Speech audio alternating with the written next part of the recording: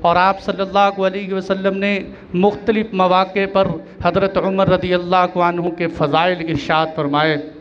آپ علیہ السلام نے ارشاد فرمایا، اور یہ حضرت ابو ہریرہ رضی اللہ عنہ کی حدیث ہے، آپ نے فرمایا کہ تم سے پہلی امتوں کے اندر کچھ لوگ ایسے ہوتے تھے کہ جن پر اللہ کی طرف سے الہام کیا جاتا تھا، میری امت میں وہ شخص عمر ابن خطاب ہیں۔ اور ایک روایت میں، بخاری کی روایت میں یوں ہے، آپ نے فرمایا کہ تم سے پہلے بنی اسرائیل میں کچھ لوگ ایسے ہوتے تھے جو نبی تو نہ ہوتے تھے لیکن ان کو کلام الہی کے ذریعے مخاطب کیا جاتا تھا، میری امت میں وہ درجہ عمر ابن خطاب کو حاصل ہے۔ اور آپ علیہ السلام نے ایک روایت میں ارشاد فرمایا کہ اے عمر ابن خطاب، قسم ہے اس ذات کی جس کے قبضے میں میری جان ہے، اے عمر جب تو کسی راستے سے چلتا ہے تو شیطان تجھے دیکھ کر راستہ تبدیل کر دیتا ہے۔ اور آپ علیہ السلام نے ارشاد فرمایا، عمر تو جنت کے چراغوں میں سے ایک چراغ ہے۔ آپ نے ارشاد فرمایا کہ اے عمر، اللہ نے حق بات کو تیری زبان پہ جاری کر دیا ہے۔ حضرت علی رضی اللہ عنہ فرماتے ہیں کہ آپ علیہ السلام نے ارشاد فرمایا، عمر کی ناراضگی سے بچو کہ جب عمر ناراض ہوتا ہے تو اللہ بھی ناراض ہو جاتے ہیں۔ اور ایک موقع پر آپ علیہ السلام نے ارشاد فرمایا کہ میں نے آج رات خواب دیکھا، کہ میں خواب میں کیا دیکھتا ہوں کہ ایک دودھ کا پیالہ میرے سامنے آیا، میں نے اس دودھ کو خوب سیر ہو کے پیا اور بار بار پیتا رہا، یہاں تک کہ اس دودھ کی تری میرے ناخنوں میں محسوس ہونے لگی۔ آپ نے فرمایا پھر میں نے اس دودھ کے پیالے کو حضرت عمر رضی اللہ عنہ کو دے دیا، اور حضرت عمر رضی اللہ عنہ اس سے پیتے رہے۔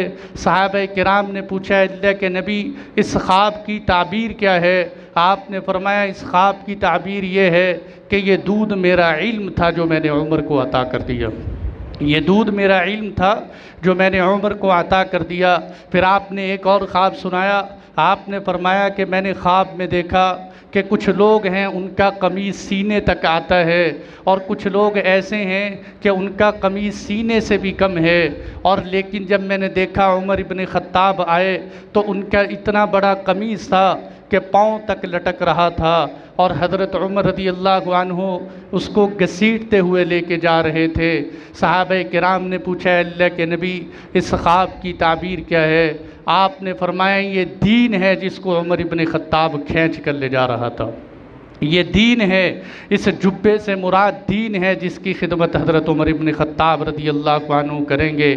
اور ایک موقع پر آپ علیہ السلام نے ارشاد فرمایا کہ میں جنت میں گیا، میں نے جنت کے مناظر دیکھے، میں نے جنت میں ایک خوبصورت ترین محل دیکھا، میں نے اس محل کے ایک کونے پر ایک عورت کو وضو کرتے ہوئے دیکھا، میرا دل چاہا کہ میں اس محل میں داخل ہو جاؤں۔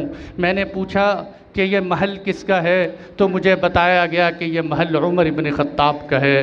کہتے جب میں اس میں داخل ہونے لگا، آپ علیہ السلام کے جملے سنیے، جب میں اس محل میں داخل ہونے لگا تو اے عمر مجھے تیری غیرت یاد آ گئی، اس لیے میں رک گیا۔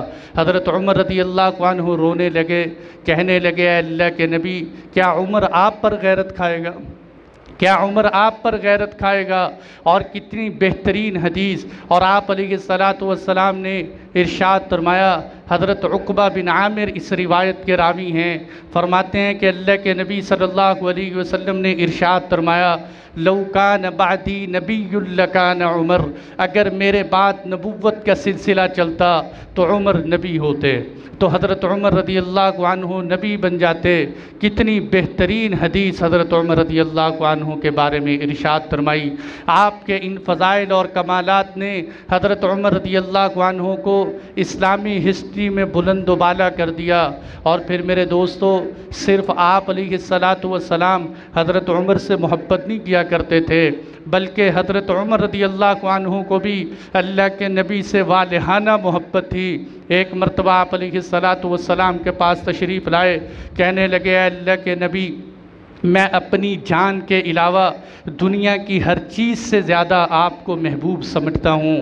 آپ علیہ السلام نے ارشاد فرمایا، لا، نہیں ابھی نہیں اے عمر۔ حضرت عمر رضی اللہ عنہ سے کہا نہیں اے عمر، بلکہ اپنی جان سے بھی زیادہ عزیز ہونا چاہیے۔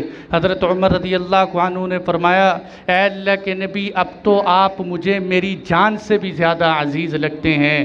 آپ علیہ السلام نے ارشاد فرمایا اے عمر اب تیرا ایمان مکمل ہو چکا ہے، اے عمر اب تیرا ایمان مکمل ہو چکا ہے۔